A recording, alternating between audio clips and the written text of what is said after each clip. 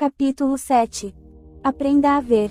Quando nasceu, George W. Campbell era cego. Catarata bilateral congênita, diagnosticou o médico. O pai de George olhou para o médico, sem querer acreditar. Não há nada que você possa fazer? Uma operação ajudaria? Não, disse o médico. Até o momento, não conhecemos nenhuma forma de tratar essa condição. George Campbell não podia ver, mas o amor e a fé de seus pais enriqueceram sua vida. Quando bem novinho, ele não sabia que lhe faltava algo. Então, quando George tinha 6 anos de idade, aconteceu uma coisa que ele não foi capaz de entender. Certa tarde, estava brincando com outro garoto. O outro menino, esquecendo que George era cego, jogou uma bola para ele. Cuidado, ela vai bater em você. A bola atingiu George, e nada em sua vida foi o mesmo depois disso. George não se feriu, mas ficou muito intrigado. Mais tarde ele perguntou à sua mãe, como Bill podia saber o que iria acontecer comigo antes que eu percebesse. A mãe suspirou, pois o momento que ela temia havia chegado. Agora era necessário dizer ao seu filho pela primeira vez, você é cego. E ela fez isso da seguinte maneira. Sente-se, George, disse suavemente, enquanto pegava uma das mãos do filho. Talvez eu não seja capaz de descrever, e talvez você não seja capaz de entender, mas deixe-me tentar explicar desta forma. Com muita gentileza, ela segurou uma das mãozinhas dele entre as suas e começou a contar os dedos. 1, 2, 3, 4, 5. Estes dedos são semelhantes ao que é conhecido como 5 sentidos. Ela tocou cada dedo entre seu polegar e indicador em sequência, ao prosseguir com a explicação. Este dedinho para a audição, este dedinho para o tato, este dedinho para o olfato, este para o paladar, e então hesitou antes de continuar, este dedinho para a visão. E cada um dos 5 sentidos, como cada um dos 5 dedos, envia mensagens para o cérebro. Em seguida, ela dobrou o dedinho que havia chamado de visão, e segurou-o para que ficasse ao lado da palma da mão de George. George, você é diferente dos outros meninos, ela explicou, porque você dispõe de somente 4 sentidos, como os 4 dedos, 1, audição, 2, tato, 3, olfato, e 4, paladar. Mas você não dispõe do sentido da visão. Agora quero lhe mostrar uma coisa. Levante-se, disse ela suavemente. George levantou-se. A mãe pegou a bola dele. Agora estenda a mão como se você fosse pegar isso, ela disse. George estendeu as mãos e no instante seguinte sentiu a bola dura atingir seus dedos. Ele fechou-os firmemente em torno da bola e a pegou. Ótimo, ótimo, disse sua mãe. Quero que você jamais esqueça o que fez. Você pode pegar uma bola com 4 dedos em vez de 5, George. Você também pode pegar e segurar uma vida plena e feliz com 4 sentidos em vez de 5, se você for lá e continuar tentando. A mãe de George usou uma metáfora, e uma figura de linguagem tão simples como essa é um dos métodos mais rápidos e mais eficazes de comunicação de ideias entre as pessoas. George nunca esqueceu o símbolo de 4 dedos em vez de 5. Para ele, tratava-se do símbolo da esperança. E, sempre que ficava desanimado por causa de sua deficiência, usava o símbolo como um automotivador. Aquilo tornou-se uma forma de autossugestão consciente para ele. Porque George repetia frequentemente 4 dedos em vez de 5. Em momentos de necessidade, aquilo fulgurava de seu subconsciente para sua mente consciente. E ele descobriu que sua mãe estava certa. Ele era capaz de pegar uma vida plena e segurá-la com o uso dos 4 sentidos de que dispunha. Mas a história de George Campbell não termina aqui. No meio de seu primeiro ano no ensino médio, o rapaz ficou doente e foi necessário ir para o hospital. Enquanto convalescia, seu pai trouxe-lhe informações de que a ciência tinha desenvolvido uma cura para a catarata congênita. Claro, havia uma chance de fracasso, mas as chances de sucesso superavam em muito as de fracasso. George queria tanto ver que estava disposto a se arriscar ao fracasso a fim de enxergar. Nos 6 meses subsequentes, foram realizadas 4 delicadas operações cirúrgicas, 2 em cada olho. George permaneceu vários dias no quarto de hospital escurecido, com ataduras nos olhos. E finalmente chegou o dia de retirada das bandagens. Devagar, com cuidado, o médico desenrolou a gaze ao redor da cabeça de George e sobre seus olhos. Houve apenas um borrão de luz. George Campbell era ainda tecnicamente cego. Por um momento terrível, ele ficou ali deitado, pensando. E então ouviu o médico movendo-se ao lado da cama. Algo estava sendo colocado sobre os olhos dele. Agora você pode ver, veio a pergunta do médico. George levantou a cabeça ligeiramente do travesseiro. O borrão de luz tornou-se a cor de uma forma, uma silhueta. George, uma voz disse. Ele reconheceu a voz. Era a voz de sua mãe. Pela primeira vez em seus 18 anos de vida, George Campbell viu sua mãe. Lá estavam os olhos cansados, o rosto enrugado de 62 anos, e as mãos nodosas e retorcidas.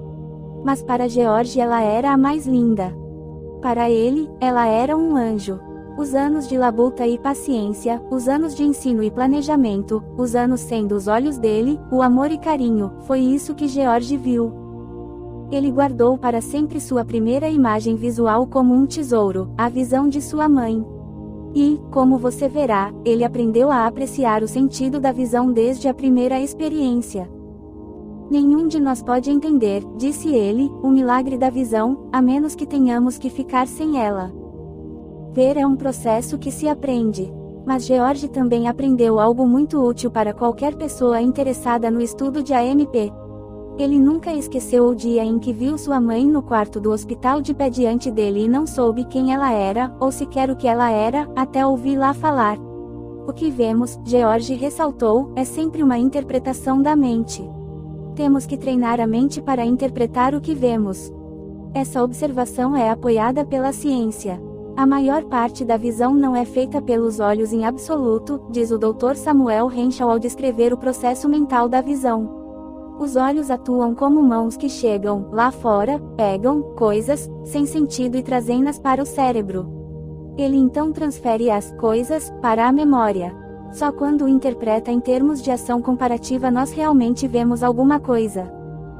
Alguns de nós passam pela vida, vendo, muito pouco do poder e glória ao nosso redor. Não filtramos adequadamente por meio dos processos mentais do cérebro as informações que nossos olhos fornecem. Como resultado, muitas vezes avistamos coisas sem realmente vê-las. Recebemos impressões físicas sem compreender seu significado. Em outras palavras, não colocamos a AMP para trabalhar sobre as impressões enviadas ao nosso cérebro. Está na hora de verificar sua visão mental, não sua visão física, essa é uma questão para os médicos. Mas a visão mental, como a visão física, pode ficar distorcida. Quando isso acontece, você pode tatear em uma névoa de conceitos falsos, dando encontrões e machucando a si e aos outros desnecessariamente. As deficiências físicas mais comuns dos olhos são dois opostos extremos, miopia e hipermetropia. Essas são também as principais distorções da visão mental. A pessoa mentalmente míope é propensa a ignorar objetos e possibilidades que estão distantes. Ela presta atenção apenas nos problemas imediatamente à mão e é cega para as oportunidades que poderiam ser suas, caso pensasse e planejasse em termos de futuro. Você é míope se não faz planos, não formula objetivos e não estabelece bases para o futuro. Por outro lado, a pessoa mentalmente hipermetrópe é propensa a ignorar as possibilidades que estão bem diante dela. Não vê as oportunidades à mão. Vê apenas um mundo de sonhos do futuro, sem relação com o presente. Quer começar pelo topo, ao invés de avançar passo a passo, e não reconhece que o único trabalho no qual é possível começar pela parte superior é o de cavar um buraco. Eles olharam e reconheceram o que viram. Então, no processo de aprender a ver, você vai desenvolver tanto a visão de perto quanto a visão de longe. As vantagens para quem sabe ver o que está diretamente à sua frente são enormes. Por anos as pessoas da cidadezinha de Darby, Montana, admiraram o que chamavam de Montanha de Cristal. A montanha recebeu esse nome porque a erosão expôs um rebordo de cristal levemente cintilante parecido com salgema. Uma trilha de mulas foi criada diretamente através do afloramento já em 1937. Mas até 1951, 14 anos mais tarde, ninguém se preocupou em se abaixar, pegar um pedaço do material cintilante e realmente olhar para ele. Foi em 1951 que dois homens de Darby, A. e Cunley e L. E. Thompson, viram uma exposição de minerais apresentada na cidade. Thompson e Cunley ficaram muito animados. Na exposição, havia exemplares de berílio, que, de acordo com a plaquinha anexa, era usado na pesquisa da energia atômica. Imediatamente, Thompson e Cunley reivindicaram a posse da montanha de cristal. Thompson enviou uma amostra do minério para o escritório da Agência de Minas em Spokane, juntamente com um pedido para que enviassem um examinador para ver um depósito muito grande do mineral. Mais tarde, naquele ano, a Agência de Minas enviou uma escavadeira até a montanha e raspou o afloramento o suficiente para determinar que ali de fato estava um dos maiores depósitos do mundo de berílio, mineral extremamente valioso. Hoje, pesados caminhões de terraplenagem lutam para subir e descer a montanha, abarrotados do minério pesado, enquanto lá embaixo, praticamente à espera com notas de dólar em suas mãos, estão representantes da United States Steel e do governo dos Estados Unidos, todos ansiosos para comprar aquele minério altamente valorizado. Tudo porque um dia dois rapazes não só observaram com seus olhos, mas se deram ao trabalho de ver com suas mentes. Esses homens entraram no caminho de ficar multimilionários. Uma pessoa mentalmente hipermetrópe não poderia ter feito o que Thompson e Cunley fizeram, se sua visão mental estivesse distorcida. Pois trata-se de um homem que só consegue ver valores distantes, enquanto as vantagens que se encontram aos seus pés passam desapercebidas. Existem fortunas bem na sua porta. Olhe em volta. Enquanto dá conta de suas tarefas diárias, existem pequenas áreas de irritação. Talvez você possa pensar em uma forma de superá-las, uma forma que seja útil não apenas para você mesmo, mas para os outros. Muitos homens têm feito fortunas por enfrentar essas necessidades singelas. Foi o caso de quem inventou o grampo de cabelo e quem concebeu o clipe de papel. Foi também o caso do inventor do zíper e fechos de metal para calças. Olhe em volta. Aprenda a ver. Você pode encontrar acres de diamantes em seu próprio quintal. Mas a miopia mental pode ser um problema tanto quanto a hipermetropia mental. O homem com esse problema só vê o que está debaixo do nariz dele, enquanto as possibilidades mais distantes passam desapercebidas. É quem não entende o poder de um plano. Não entende o valor do tempo dedicado a pensar. Está tão ocupado com os problemas que confronta no momento que não libera sua mente para vaguear ao longe, procurando novas oportunidades, buscando tendências, captando o cenário mais amplo. Ser capaz de prever o futuro é uma das realizações mais espetaculares do cérebro humano. No coração do cinturão cítrico da Flórida, está uma pequena cidade chamada Winter Haven. O território circundante é solo arável. Certamente seria considerada pela maioria das pessoas como uma área totalmente inadequada para uma atração turística de grande porte. Está isolada. Não tem praia, não tem montanhas, apenas quilômetro após quilômetro de colinas suaves com pequenos lagos e pântanos de ciprestes nos baixos dos vales. Mas um homem chegou naquela região e viu os pântanos de ciprestes com um olho que outros não tinham usado. Seu nome era Richard Pope. Dick Pope comprou um destes pântanos de velhos ciprestes, colocou uma cerca em torno dele e recusou ofertas de no mínimo $1 milhão pelo mundialmente famoso Cypress Gardens. Claro que não foi tão simples assim. Ao longo de todo o trajeto, Pope teve que ver as oportunidades em sua situação. Por exemplo, havia a questão da publicidade. Ele sabia que a única maneira pela qual seria capaz de atrair o público para um lugar tão isolado seria uma avalanche de publicidade. Mas anúncios custam dinheiro. Então fez algo bastante simples. Entrou para o ramo da fotografia popular.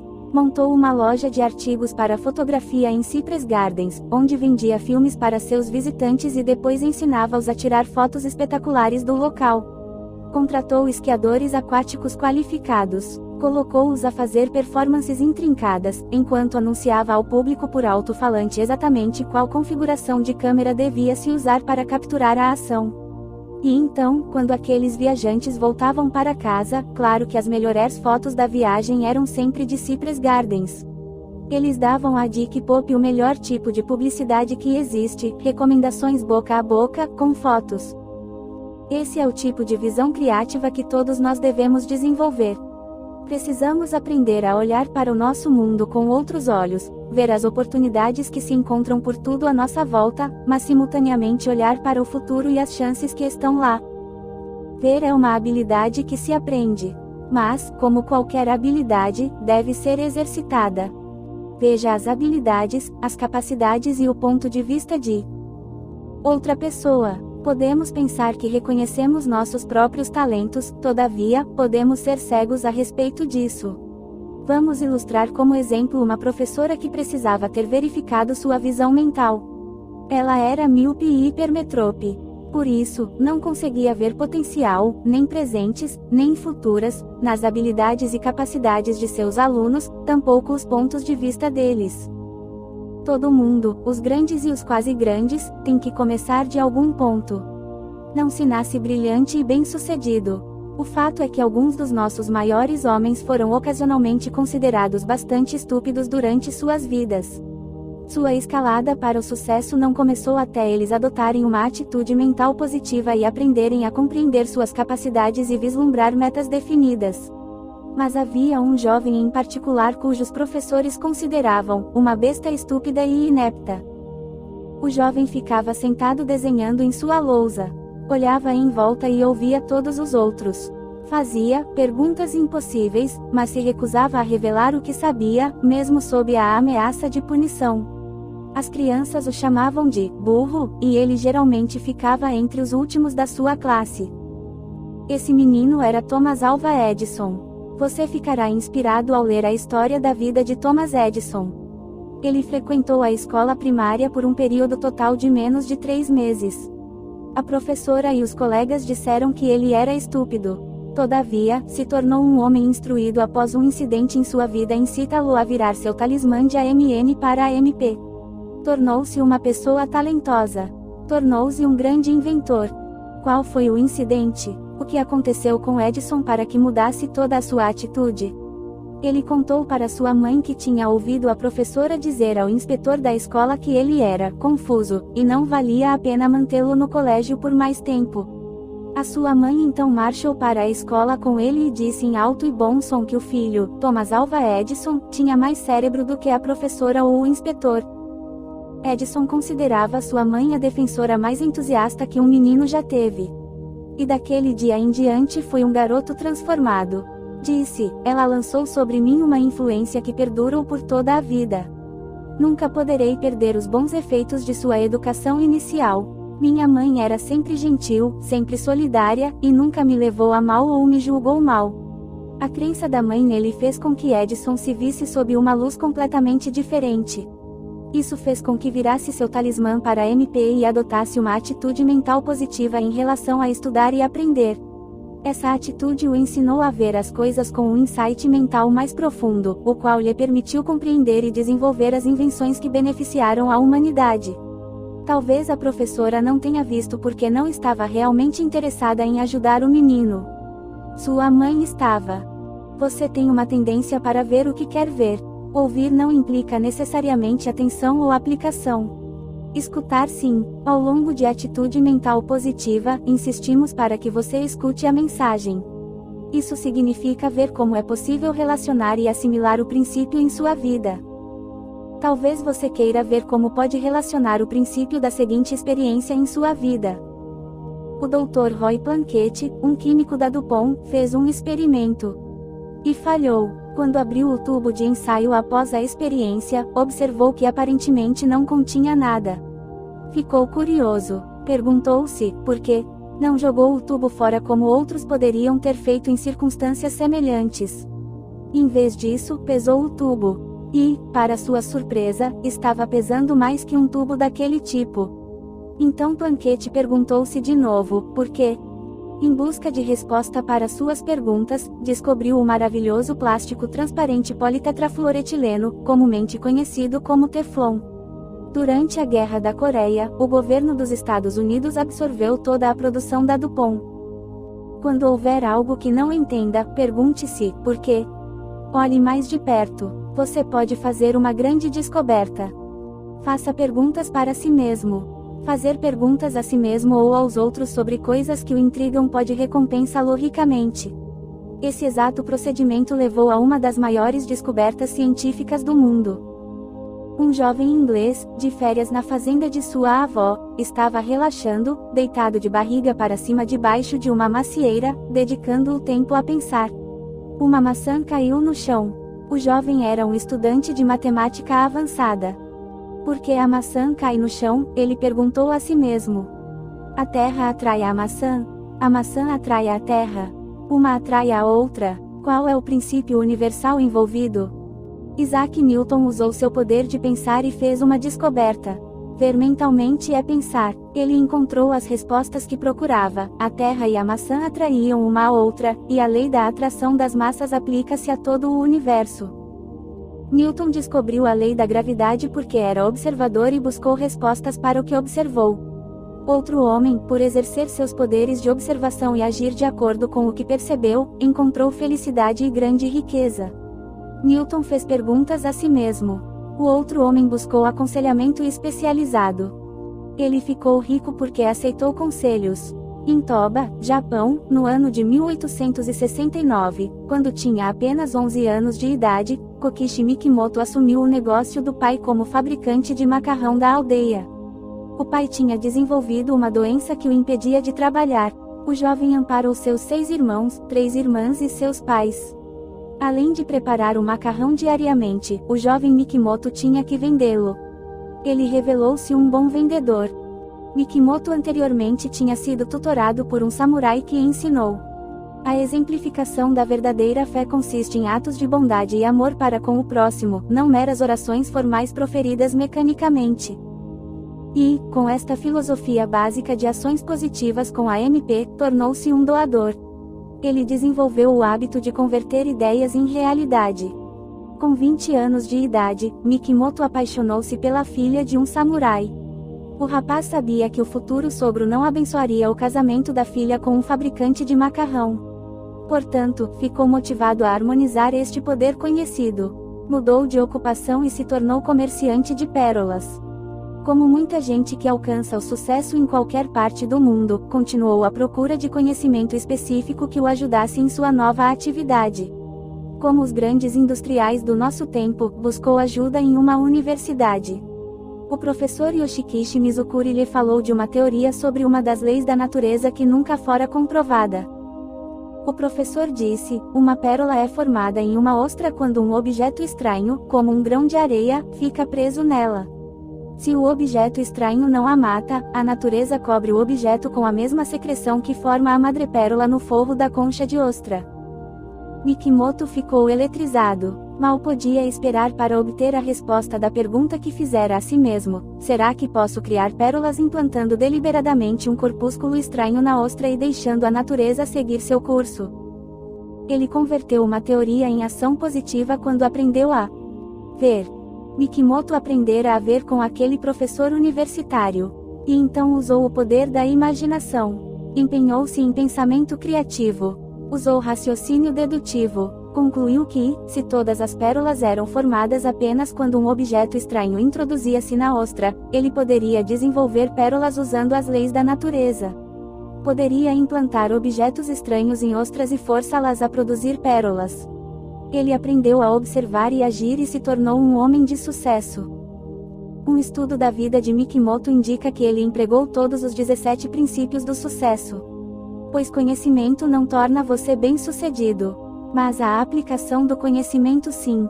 Ação. Muitas das ideias que chegam a nós, ao aprendermos a ver com um novo olhar, vão atingir os outros como um raio. Essas ideias podem nos assustar ou, se agirmos a respeito delas, fazer nossa fortuna. Eis aqui outra história verdadeira sobre pérolas. Desta vez o herói é um jovem norte-americano, Joseph Goldstone. Ele vendia joias aos agricultores de Iowa, de porta em porta. Então, um dia, no meio da depressão, ficou sabendo que os japoneses estavam produzindo lindas pérolas cultivadas. Eram de qualidade e podiam ser vendidas por uma fração do custo das naturais. Choi viu uma grande oportunidade. Apesar de ser um ano da depressão, ele e sua esposa, Esther, converteram todos seus bens materiais em dinheiro e partiram para Tóquio. Desembarcaram no Japão com menos de $1.000, mas tinham planos e um monte de AMP. Obtiveram uma entrevista com K. Kitamura, chefe da Associação Japonesa de Comerciantes de Pérolas. Joe estava mirando alto. Falou a Kitamura sobre seu plano de comercializar pérolas cultivadas japonesas nos Estados Unidos e pediu a Kitamura um crédito inicial de $100.000 em pérolas. Era uma soma fantástica, especialmente em um período de depressão. Depois de vários dias, no entanto, Kitamura concordou. As pérolas venderam bem. Os Goldstones estavam a caminho de ficar ricos. Alguns anos mais tarde, decidiram estabelecer sua própria fazenda de pérolas, o que fizeram com a ajuda de Kitamura. Mais uma vez, eles viram oportunidade onde outros não tinham visto nada. A experiência mostrava que a taxa de mortalidade das ostras quando um objeto estranho era inserido artificialmente ficava acima de 50%. Como podemos eliminar essa grande perda? Eles perguntaram. Depois de muito estudo, os Goldstones começaram a usar nas ostras os métodos utilizados nos quartos de hospital. O exterior da concha era raspado e esfregado para reduzir o perigo de infecção. O cirurgião usava um líquido anestésico para relaxar o animal. Então enfiava um grânulo de molusco em cada ostra como núcleo para a formação de uma pérola. A incisão era feita com bisturi esterilizado. Em seguida, a ostra era colocada em uma gaiola e lançada de volta à água. A cada 4 meses, as gaiolas eram içadas, e as ostras passavam por um check-up físico. Por meio dessas técnicas, 90% das ostras sobreviviam e desenvolviam pérolas. Os Goldstones seguiram em frente e adquiriram uma fortuna fabulosa. Mais uma vez, vemos como homens e mulheres tiveram sucesso depois que aprenderam a aplicar a percepção mental. A capacidade de ver é muito mais do que o processo físico da passagem dos raios de luz na retina ocular. É a habilidade de interpretar o que se vê e aplicar essa interpretação na sua vida e na vida dos outros. Aprender a ver vai trazer oportunidades que você nunca sonhou existirem. No entanto, há mais no sucesso por meio de AMP além da aprendizagem da percepção mental. Você também deve aprender a agir com base no que aprendeu. Ação é importante porque é por meio dela que você faz as coisas. Não espere mais. Leia O Segredo de Fazer as Coisas, no próximo capítulo e suba outro degrau na escada do sucesso com a MP. Piloto NU7. Pensamentos pelos quais se 1, 2, 3, 4, 5, 6, 7. Guiar.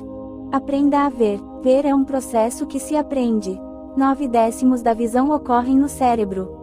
4 dedos em vez de 5, foi o símbolo pelo qual George Campbell, um rapaz cego, conseguiu pegar e segurar uma vida plena e feliz.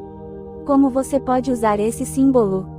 Ver é algo que se aprende por associação.